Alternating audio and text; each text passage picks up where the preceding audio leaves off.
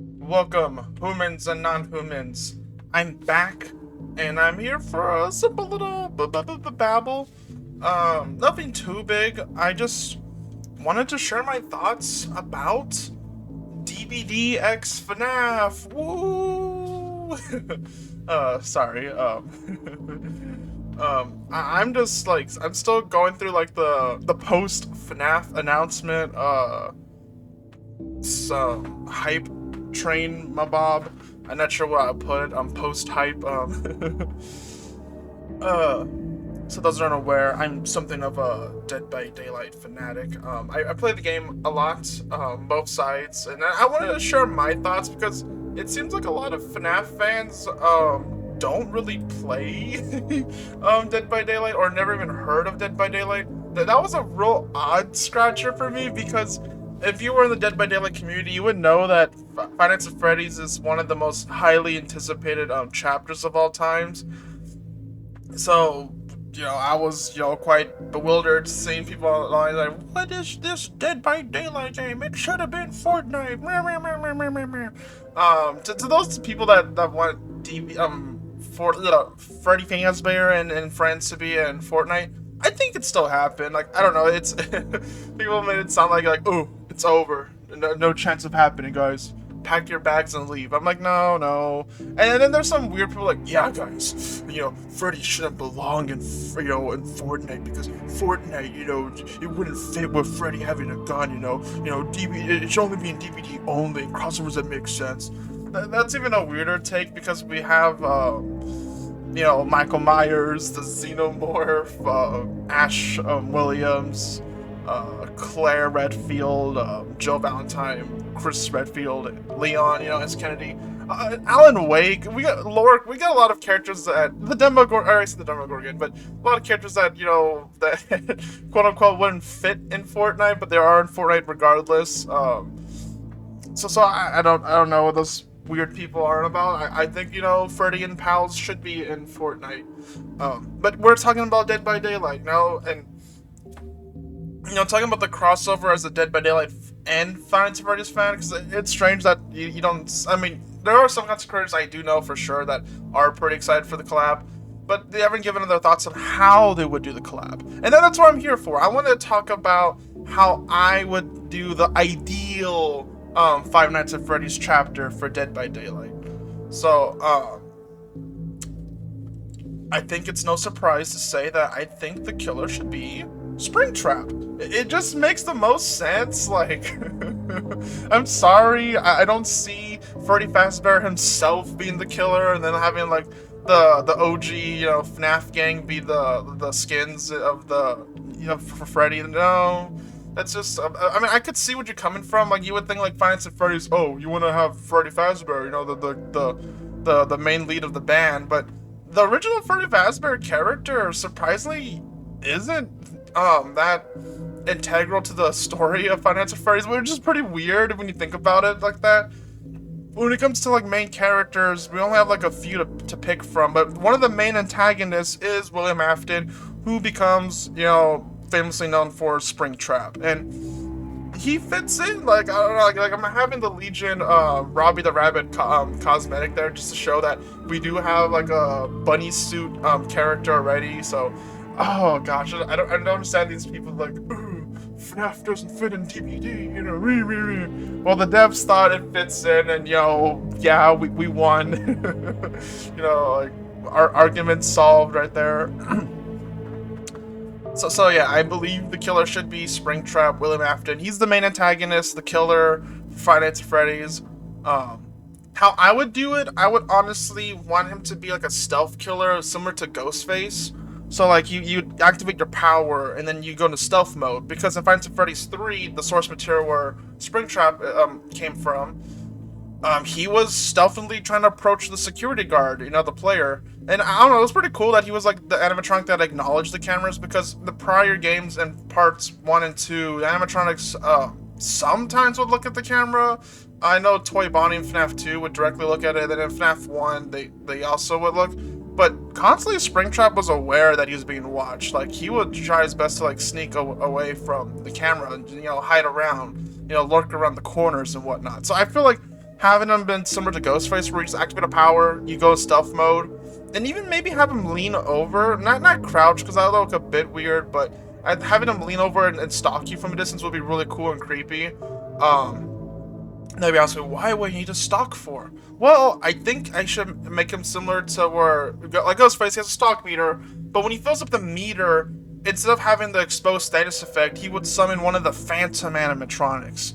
Like, because in FNAF 3, it was a big theory for a while that, oh, maybe, you know, Springtrap was the reason why the phantoms are around, because in Final Fantasy 3, the first night, Springtrap's not around, and neither are the phantoms. So, when the moment Springtrap shows up, that's when the building becomes all spookily haunted. Ooh!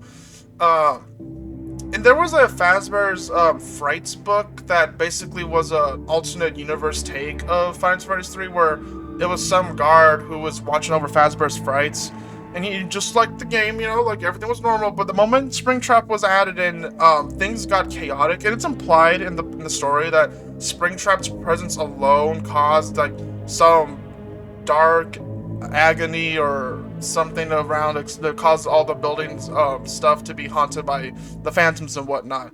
And I think that would be really cool to incorporate, you know, that phantom animatronics into his kit, because it's kind of weird, because Springtrap is the kind of character that, what would he really do, you know, like we don't even know what weapon he would have, which granted I feel like it should easily be a knife, you know. The FNAF movie showed off we'll have to use a knife, and that just fits.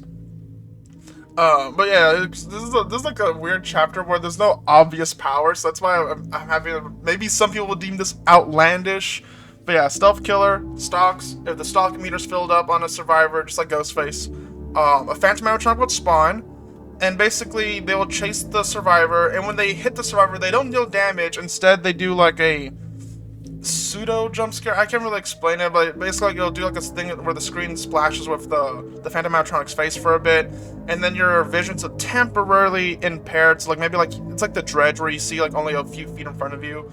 And that's when Springtrap also become oblivious. Yeah, that's probably the most important part. So Springtrap could approach you, you know, and easily have a way to get a hold of you.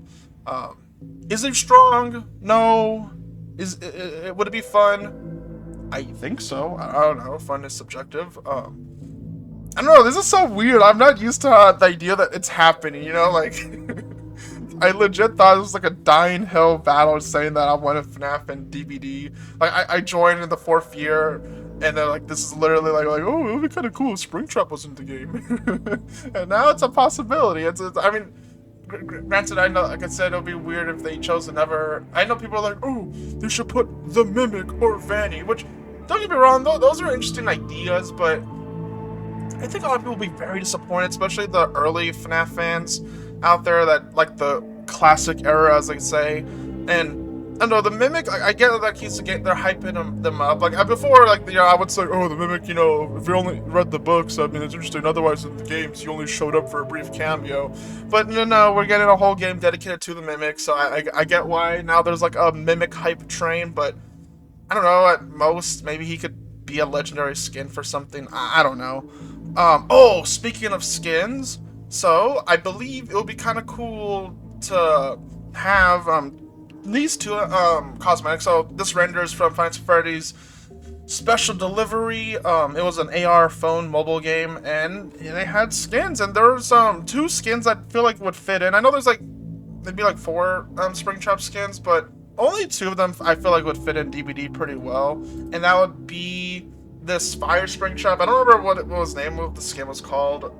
Forgive me about that. Maybe it was like Flaming Springtrap, something like that. It'd be pretty cool. But then also, Toxic Springtrap, you know? Like, I think these 2 cosmetics would fit in. They wouldn't be too weird in DBD. We have, like, a skins where, I forgot what, I think it was for the Deathslinger and Doctor, where, like, there's, like, some bugs or moths growing on them. So, you know, it fits the vibe, you know? So, I feel like these 2 skins would go in pretty well. And then I guess we could have a FNAF movie version, and even a Spring Bonnie suit where it's, like no tethered, you know, clean, you know, no damage, no weathering, no tearing. That would be pretty cool, honestly, to have. And I guess to mention, they would probably have to make a brand new model for Springtrap. Like, I mean, of course they're gonna make a new model, but like a brand new slight redesign, because we never had like a highly quality model of Springtrap where we could see the skeleton underneath Springtrap. For example, in this weird FNAF AR render, we don't see Springtrap's like William Afton's skull. Instead, we stick a weird red blob in the mouth, which I don't know what was up with FNAF AR, but you know, I think it'd be really cool. We finally have like a quote-unquote anatomically correct Springtrap, which I've seen like fan art renders of that before, where they have a model with a realistic skeleton in there, which is pretty cool. It works pretty well. Ooh, I guess a legendary skin I would like to see would be for the Legion, and that would be Vanny. Because like I don't know about you, but I was kind of disappointed at how Vanny was in Security Breach. I remember like when we were hyping it up, I legit thought Vanny was gonna be like some fan of Afton, you know, and wanted to do her own killings and whatnot, like in a similar way. Like instead of having like a yellow rabbit suit, she had her own custom rabbit suit, and it would be pretty cool, you know. But no, that's not what they went with. Instead, you know, Vanny is let me try to remember the lore real quickly. A VR game tester that had the influence or possession or something related with glitch trap or malware or malware. I forgot what. I think people call them glitch trap, which I guess glitch trap could also be a skin for the Legion. Because see, like bunny suit right here, it works both of them. It would be cool because like Vanny could have voice lines and okay. Oh yeah, this is literally a babble. This is a me rambling. I really don't want Springtrap to have voice lines. I think he peaked when he just didn't talk. Like it was just scary. Like you would just like see him like stare at you at the window and whatnot. You know, that's pretty cool. But having him talk like, sorry, I gotta clear my throat. I'm gonna drink some water.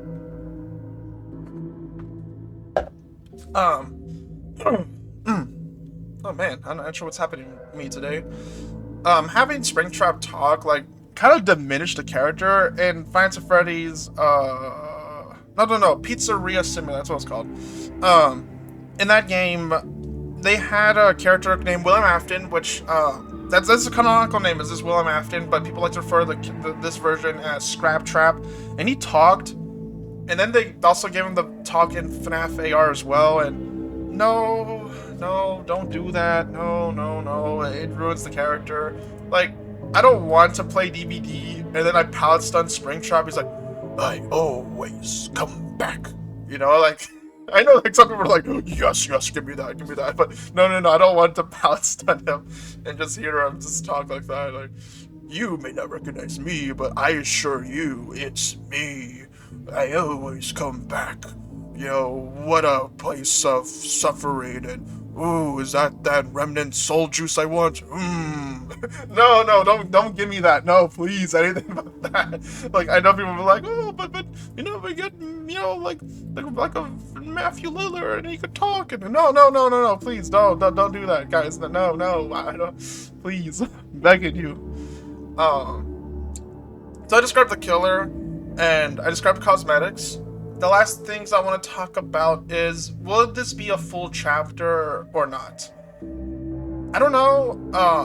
I know by default we're gonna have a killer. Like, it'll be so weird. Like if they just hyped up, you know, DBD X FNAF, and it was just a cosmetic collection. Like, oh my goodness.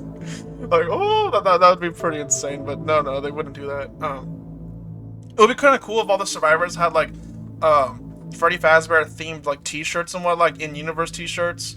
That would be pretty cool, like, you know, Dwight with, like, it would be really cool if Dwight actually had a security guard outfit, you know? Because, like, I don't know, like, Dwight's a guy that has, like, a bunch of odd jobs, and I feel like being a security guard for Freddy Fazbear's Pizza wouldn't be too far-fetched.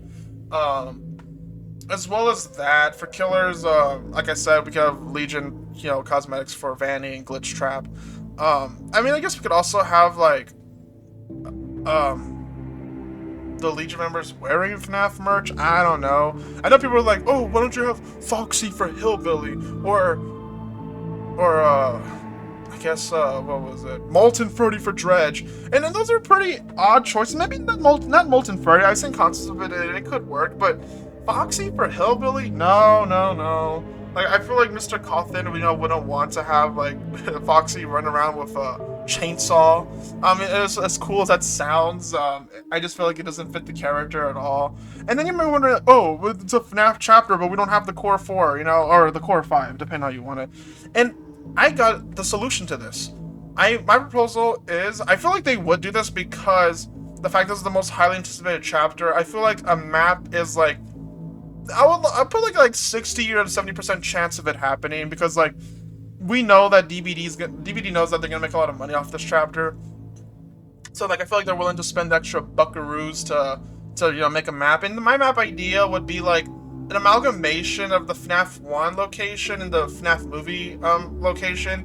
You know, it's big enough, but then also have an outside areas as well. So you go outside the pizzeria and whatnot. That would be my ideal version of the map.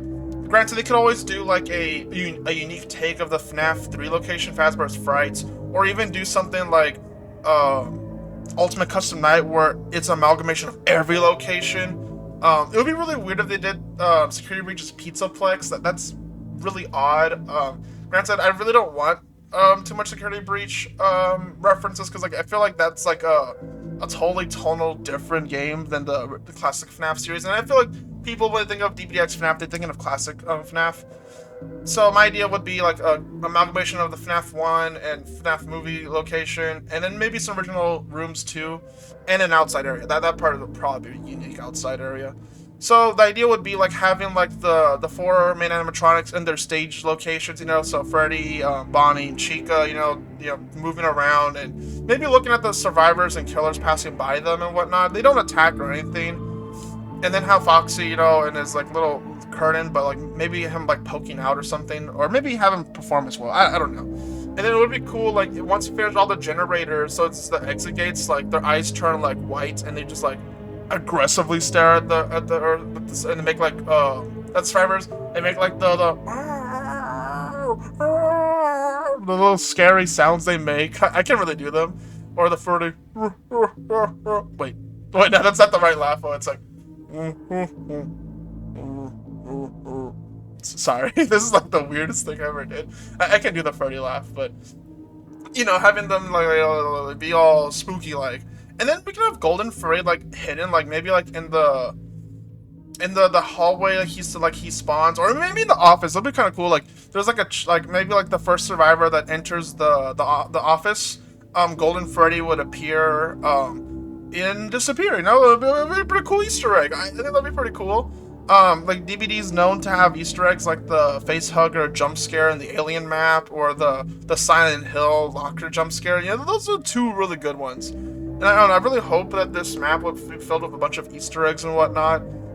But yeah, I think that's how I would incorporate like the original animatronic band, you know, to be in DBD. So yeah. Oh, survivors. I forgot to mention that. Personally, I don't really want a survivor. I don't really see a point of having a survivor. I mean, maybe like, cause like we have a lot of weird choices. Like we could do like Mike Schmidt from the FNAF movie, or Mike Schmidt from the games, but people theorize it could be Michael Afton, which I don't know. It'd be really weird if we had Michael Afton like has a canonical like in-universe appearance. I mean, that'd be kind of cool. I just don't know if Scott's gonna let that happen. Like, you know, that's a really weird thing, because like keep in mind, when they had a survivor and kill, they have like a little bio, and I don't know if Scott's, you know, is gonna allow like having Michael Afton have like a personal like backstory bio, so then we know more about the character and get hints to the lore of FNAF. And those weird people that think like, oh, well, how's this gonna affect the FNAF lore? DBD works on a multi-omniverse thing where we're dealing with alternate timelines, you know, multiverses, yeah, and omniverse stuff, where it's like, for example, we have Michael Myers from Halloween, but it's a alternate timeline version of Michael Myers. So like the events of Halloween still happen all the way through, but an alternate timeline then took Michael Myers and Laurie Strode into its realm. So like, yeah, basically a version of William Afton from a different alternate timeline that's never been part of the FNAF timeline, you know, is being abducted into the entity's realm. So that's how it works. So in case they're curious, because I know there's some FNAF fans that probably aren't aware of how the lore of DBD works. Yeah, pretty cool. And also another cool thing about DBD lore is that their version of the multiverse is pretty cool. So what's fiction in one world is reality in another world, and fiction and vice versa, basically. So, for example, like, you know, Resident Evil's a fictional universe, but in the Resident Evil universe, we're a fictional universe. So that's pretty cool. Like, basically every reality, there's someone like writing stories about other realities. So whenever an author, you know, writes a book and stuff, they're connecting to the multiverse and and basically writing that story. So somewhere in the multiverse, there's a guy just reading about a story about a guy named Basement Dweller who's making videos about DBDX FNAF. That's a weird mind boggler there for you. So yeah, my ideal chapter: Springtrap killer, map, FNAF 1 location, but bigger. No survivor needed. Cool cosmetics. Also blighted Springtrap eventually. That'll be pretty cool. Maybe anniversary cosmetics too. And yeah, I really hope that Mr. Cawthon, you know, Scott Cawthon, would be allowing for cosmetics. It's like that's really a make or break for certain series. You know, if they have, you know, constant wave of cosmetics or not. I feel like the FNAF chapter is gonna be so like highly played and anticipated that I think it could even survive not even having a cosmetic collection. But it would just be a waste if there was no cosmetics included. So yeah, I've been the Basement Dweller, and you know, we'll be leaving. You know, do you have anything to say, Springtrap? I always come back, the Dweller. Ooh. Okay. That was a weird concept, and yeah, I'm gonna turn off the candle. Bye-bye.